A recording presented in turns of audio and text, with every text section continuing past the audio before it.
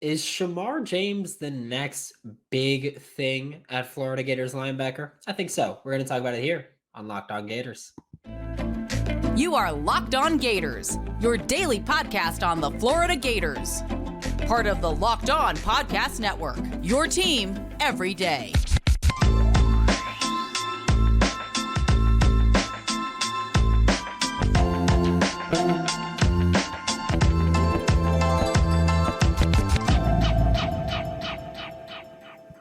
Hello and welcome back to another episode of Locked On Gators, part of the Locked On Podcast Network, your team every day. Thanks for making Locked On Gators your first listen of the day. We are available daily and free wherever you listen to the podcast. Happy Friday. I'm Brandon Olsen. Find me on Twitter, WNS_Brandon. Find my written work with Whole Nine Sports, Giants Country, NFL 33. Find me on Threads at Locked On Gators because we're doing that now. But joining me now is Brandon Carroll, and we got a lot to talk about the Florida Gators. Joining me now for Locked On Gators is Brandon Carroll from AllGators. And Brandon, you know the deal. You're here every Friday now. We are shifting a little bit away. I feel like we've been talking recruiting a lot lately. Now we're talking about players who are actually on the roster and have been here for a little bit now. We're starting with Shemar James because I feel like I remember his recruitment. I was sitting here and I was recording a show as he was committing. And I started the show thinking, oh, his commitment is scheduled for this time. So I'm going to start my show and I'll have a live reaction for whenever he commits to Florida or not. Third segment is when he finally got to the commitment. And I was like, this was horribly planned out. That's on me, of course.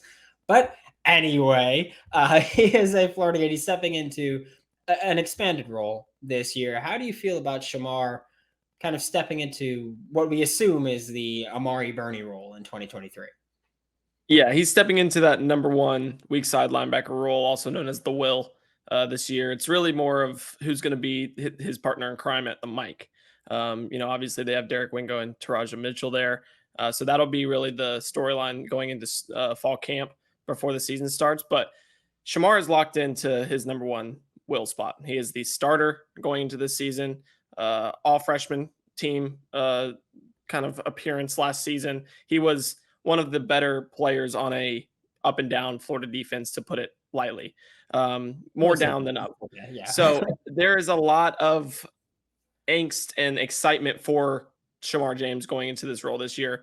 He was so consistent last season in terms of just being able to kind of play that steady role from the backup spot to Amari Burney. Started in 4 games, only missed 3 tackles throughout the entire season for a team that missed 10 per game last year.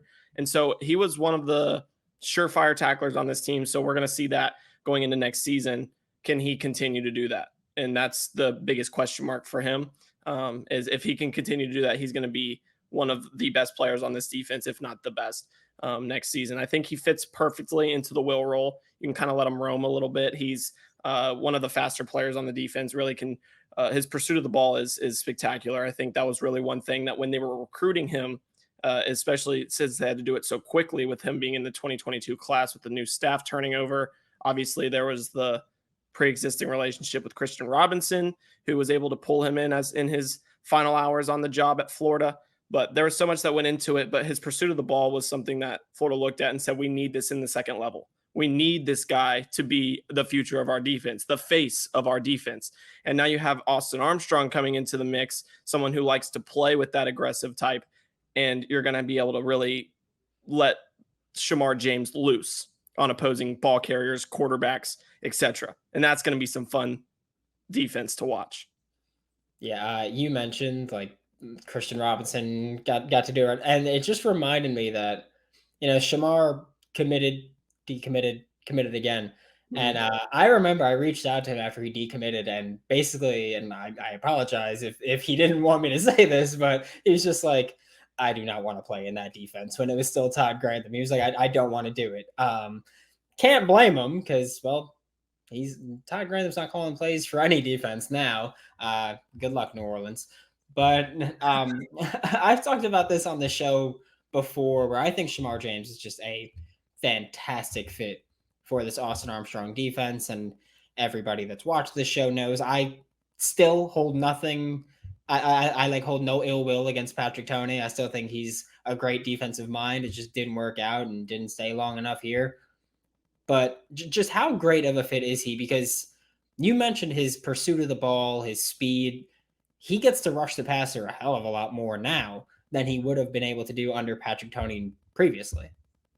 Yeah, I think it really just taps into his ability to be a game changer on the defensive side of the ball. Obviously, like I said, he was steady last season.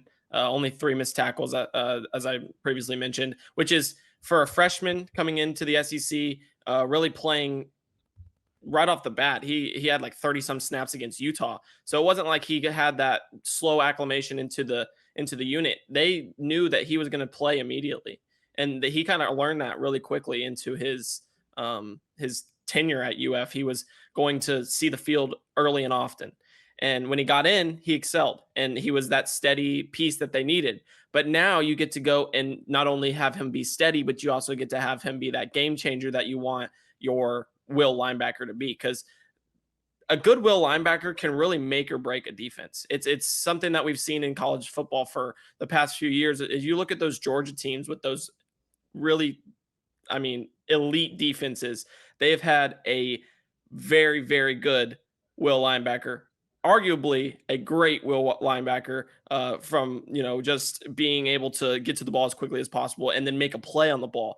You saw Shemar James be able to do that towards the end of last season, had the forced fumble against Florida State, had a fumble recovery at some point last season. So just little things like that you're really going to be able to see him do.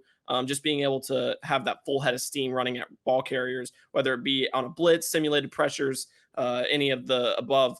And then obviously getting after the passer is something that he did in high school so well. That's something that Florida's linebackers have done a lot, dating back to the last regime. They a lot of times would take edges and make them linebackers. And while that wasn't necessarily able to mold as they wanted it to, it's something that you can kind of fall back on now. You have Shemar James being able to rush the passer. You have Scooby Williams being able to tap back into that aspect of his game. So just little things like that really make this defense conducive for these uber talented and multifaceted skill sets that are at linebacker for Florida, especially at the will spot.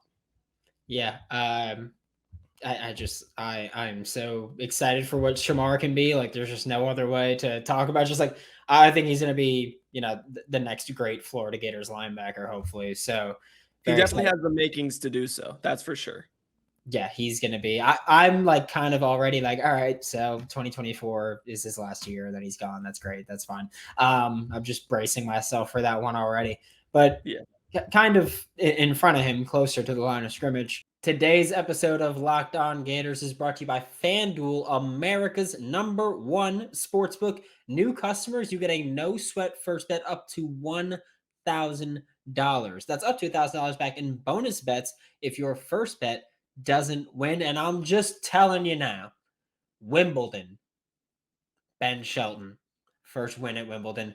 It was amazing. I did bet on him. He was favored. He was a pretty heavy favorite. It was like, he was +2. I think he was -240. I don't care. I bet on him every single match, and hey, it's worked more often than not so far. So I'm happy with it. Go to FanDuel.com/lockedon to learn more.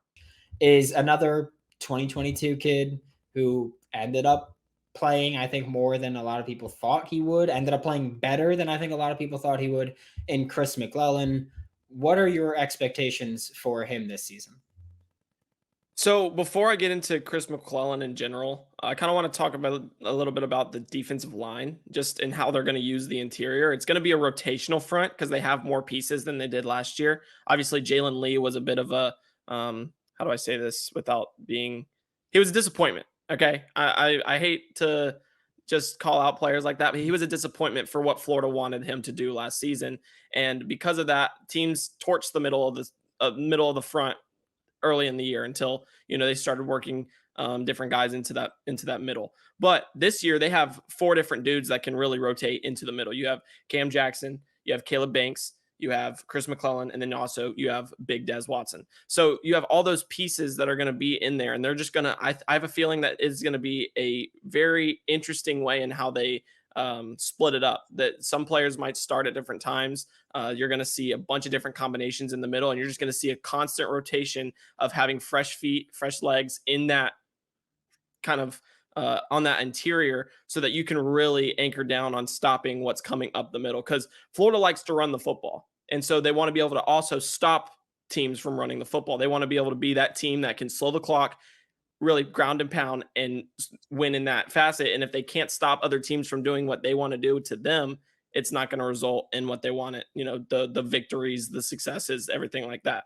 So with that, I think Chris McClellan's going to be one of those rotational pieces. I have a feeling that it'll be Cam Jackson and Caleb Banks being those two starters at the peak of the season. May not be week one, but those two are going to be the two that emerge this season, with both of them having, some experience, and also just what I've heard from camp. And then, you're going to have Desmond Watson, who's going to play those short yardage situations. He's going to be that plug in the middle. And then Chris McClellan, he can really do everything. He can play 3-tech. He can play nose tackle. He can do what you want him to do. So he can play with any of those pieces. It's not like he's limited to the nose tackle position like Desmond Watson is. So Desmond Watson's not going to play with another nose tackle unless they want to move that nose tackle to 3-tech. So it's just little things like that are really going to help Chris McClellan get on the field, is that versatility in the front. And then you just look at what he did last season. Can he build off that? Which I believe he can. It's going to be more of a quality over quantity type season for him in terms of reps, but it's really going to set him up to be a very important asset to this Florida team, as they're going to have this kind of platoon system of, all right, we're taking two, high caliber defensive linemen out of the game. Here come two more. And that's going to happen throughout the season. And you're going to see all four of those pieces really produce for Florida in 2023 under this new aggressive Austin Armstrong defense. Yeah. You said Des Watson's only going to play the nose. I don't want to see him at Jack. You don't think he's going to be? Yeah, he'll get some stunts off the edge here. Going into this season, you'll see him rushing the pass. Nah, that would be some fun defense though. If you just line up all four of them on the defensive line, just all right, let's run it. Yeah, just line up all four. You could, Chris McClellan played a little bit of the 5 last year. Just let him do that and just figure that out. But I think Caleb Banks could play.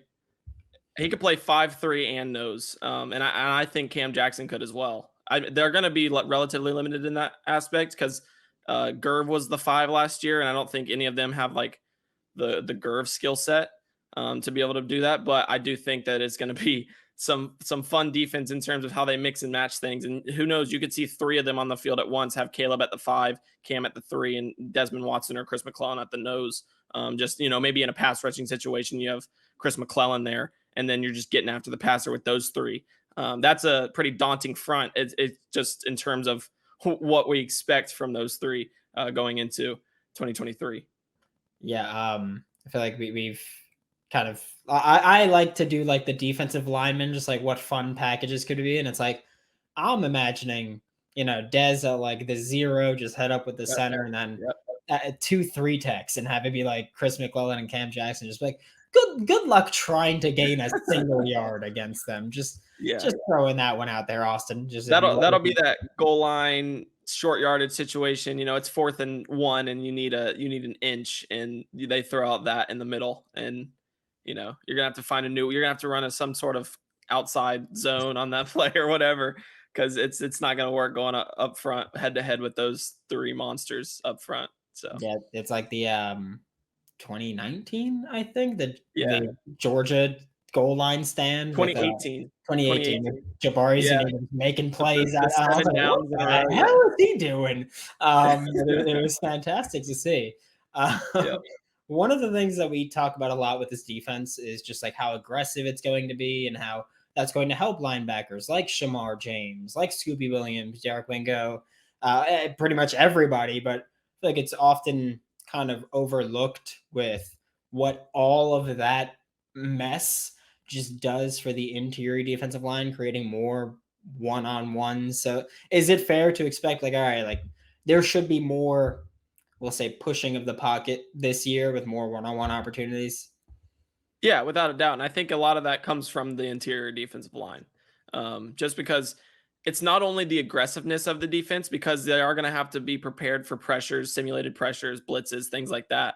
But you're also going to have, like we've been talking about, you're going to have the four horsemen on the interior defensive line heading it up. So you're not going to double team or triple team Cameron Jackson or when Desmond Watson's next to him. You're not going to do that with Desmond Watson when Caleb Banks is next to him. You're going to have to pick your poison, really, and that's going to leave a lot of guys from that interior that they've really flipped from last season in terms of not having anyone to now having a lot of guys. A lot of dudes are now on that front, and because of that, teams are going to have to pick their poison, and that can result in just creating that interior pressure, which caves the pocket, forces quarterbacks to move off their spot, which in turn plays right into the hand of Austin Armstrong. He wants to play that. He wants to press on the outsides, simulate pressures, throw four at him, but, he's going to drop an edge into coverage. He's going to bring a cornerback, and then there goes, just Prince William Mielen, his dropping back into a zone. It's just going to be little things like that you're going to see from this team that you haven't seen really and as of late, that could very well just create a full 180 for this defense in this season. I'm not saying they're going to be elite. I'm not saying it's going to be, the mid 2010s defense under Will Muschamp, but it's going to be in that scenario much, much better than it has been since 2020, when the defense kind of fell off a cliff in just the grand scheme of things from what they were doing in the first 2 years of the Dan Mullen regime under Todd Grantham. Yeah, you heard it here first. Brandon Carroll said that this defense this year is going to be the best defense we've ever seen in Gainesville. So high expectations there. But we can't have me going on record to say that. I in no way believe that. Just throw that out there. I do think that we're gonna see some. It's gonna be much more fun to watch, if that makes any sense. You're gonna have lower scoring games. You're going to have defense that really just attacks the football, which is what every team wants. It doesn't, you can be Georgia and you're like, yeah, this 0 points per game is pretty fun, but can we get an interception every now and then? Which they do. They attack the ball better than any team in the nation, but it's always a want. You always want interceptions. You always want fumbles. You always want turnovers, etc. So if you're able to get that, that's what makes for fun defense. And Florida might allow 20 points per game, but I have a feeling that they're going to be able to get those 5 sacks and those 2 turnovers pretty consistently, which in turn helps them perform in a way that, might elicit some more success in 2023, even though I do think there will be a fair share of successes and failures for this Gators team as a whole this upcoming season. One of the biggest areas of concern for most Florida Gators fan on the defensive side of the ball this year is that safety room where, you lost both your starters, which, will, the 2 slowest safeties in the NFL Combine this year in Trading and Rashad Torrance, and we'll see what happens with them. But you do have to make that replacement now. If you're Corey Raymond or Austin Armstrong, at this point in time, who are your starting safeties going into the year? Yeah, this safety group is going to be what really makes or breaks this defense, if it's able to make that ascension back up to what, Florida defenses are expected to be. And as of right now, if I was either one of them, I'd start RJ Moten and Miguel Mitchell. And I know that's not necessarily the fan favorite. Obviously, Kamari Wilson's still going to get a ton of burn. He's going to play a lot. But because of what we're looking at in terms of how this defense wants to play, you want the veteran in RJ Moten. And then the guy that really outshined Kamari Wilson last season in Miguel Mitchell. He looked as if he was, that player that could perform in a way that not only aids the secondary, but aids the entire team in general. He was stout as coming down against the run. He could play in coverage to an extent. Obviously, you don't have that one high safety, at least proven on the team right now. So there's going to be some concern there, a lot of box safeties in general. So you'll have those pieces, and Kamari Wilson can be that main piece in the box when he does see the field. But you're going to have a rotation there, similar to how you're going to have a rotation on the interior defensive line. But it's not going to be the rotation that is, in a similar regard where it's like, oh, we have a new guy coming in and it's going to be just no drop off in production. It's more so going to be, all right, we just need to keep these guys fresh so we can limit their mistakes. And that's not a knock on any of them. That's just a reality of where this program is at the point where you don't have that variety of skill sets. You have a lot of guys who are very similar, which is not going to be conducive for success in that area. So with those pieces, you'll have RJ Moten, you'll have Miguel Mitchell, you have Kamari Wilson, and then you're going to have one of the two freshmen. I think Jordan Castell was the one that will play early in the year, but Bryce Thornton can be that single high coverage guy as he grows into just his body and also into the defense in this upcoming season. Obviously, he was a 3-star coming out of high school, but he's still, in my opinion, he was better than a 3-star. It was just the height that got him the knocks, in the composite rankings. So just little things like that is going to be huge for Florida. So I think you could honestly see a 5-deep safety rotation from the Gators with Moten and Mitchell starting in week 1 at Utah. Yeah, I'm glad that you picked Moten and Mitchell because that's who I've been sitting here since Moten committed to Florida, where I've just been like, it's those two, and all my followers and listeners dummy. Like, so I'm, they didn't bring in Moten to ride the bench. They brought him in because they think he can be an immediate, contributor to this defense. And so as a result, you're going to see that from them early on in the season. That doesn't mean Kamari Wilson can't work his way into a starting spot. If anything, you want him to work his way into a starting spot. You want him to work his way into really making a case for being able to take Moten's position. But with Moten's experience in a college football playoff contenders defense, obviously he had his ups and downs there. He had times where he was playing and times where they were electing to go with other pieces. But you can't ignore that when the reason they went out looking for a safety was because they didn't have experience in the room. They needed a veteran. So you're not going to go get the veteran and then be like, nah, we're just going to start the two, rising sophomores as we were already going to do before we even went out and wasted a scholarship on this guy. And it's not a waste if you use him in that regard, if you use him as a starter, but it would have been if they just continued with what they were already going to be doing without him. So it's just little things like that you have to factor into. How are you going to start? How are you going to, kind of plug these pieces into this defense? And right now it's Moten and Mitchell kind of, above all for this upcoming year. So I'm interested to see how it works, but I do think we're going to see a lot of different pieces, a lot of different guys kind of perform back there this year. Yeah, with Moten, he came from Michigan. You mentioned he's got the playoff experience. So on top of just experience on a winning team at a blue blood program, we'll say, the defenses that he played in were Jesse Minter and Mike McDonald, and both of those are kind of similar to Austin Armstrong, just on the back end purely in the sense of playing that cover 3 quarter style. How much of that do you think really went into going, okay, like that's our guy that we want to be our new safety? I think that was huge in going into it because experience isn't only just how much have you played, it's how much have you played in the system that we want to run.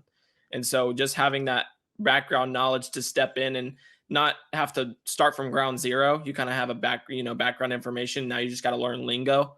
You have to learn, cadence and how they want to really run the defense. So now you're going to have Moten who's there and kind of be that quarterback of the secondary. Obviously you have like the Jason Marshall who's going to be a part of that as well. So you have the pieces that you need back there to kind of communicate. And that's something we've seen from this Florida team that's been lacking. We've been, seeing that there's not a lot of communication between the secondary and the linebackers and the defensive line. And that's resulted in some of the busts. Last year, that was one of the biggest reasons why Florida's defense didn't take that step everyone expected them to take when Todd Grantham was no longer at the helm calling plays. So it's just little things like that they might seem minuscule. They might seem like, oh, it doesn't matter if you don't have the talent. Sure. But when you do have the talent, when you do have at least some of the talent out on the field, you have to have that communication or it's not going to produce in the way that, you want it to, or, you need it to kind of hold those teams from scoring points or just gaining yards in general. So little things like that, having Moten, having that background knowledge of the defense, of what they want to run and coverage is huge for why they targeted him and why they brought him into the University of Florida. Yeah. As far as the communication goes, after the season, I spoke to someone on the staff, and I was like, hey, this play against Tennessee, and it was the play deep down the left sideline where everybody knows they just watched the dude go. And I was like, was this a miscommunication on this player? And the response I got was, he should have just covered the F in the slot. And so that it was clearly just everybody was so happy with how the defense went last year. Yeah, it was fun. Hopefully communication is a bit more stress this year, but thank you so much, Brandon. This is Brandon Carroll with All Gators. Catch him every Friday on Locked On Gators. Thanks for making Locked On Gators your first listen of the day every day. We are available daily and free wherever you listen to podcasts. We'll be back Monday or this weekend if there's a commitment and I'm home to go live for it. But for Locked On Gators, I'm Brandon Olsen. Don't forget to follow me on Twitter at WNS_Brandon. Find all my written work with Whole 9 Sports, Giants Country, NFL 33, and I will see you all tomorrow.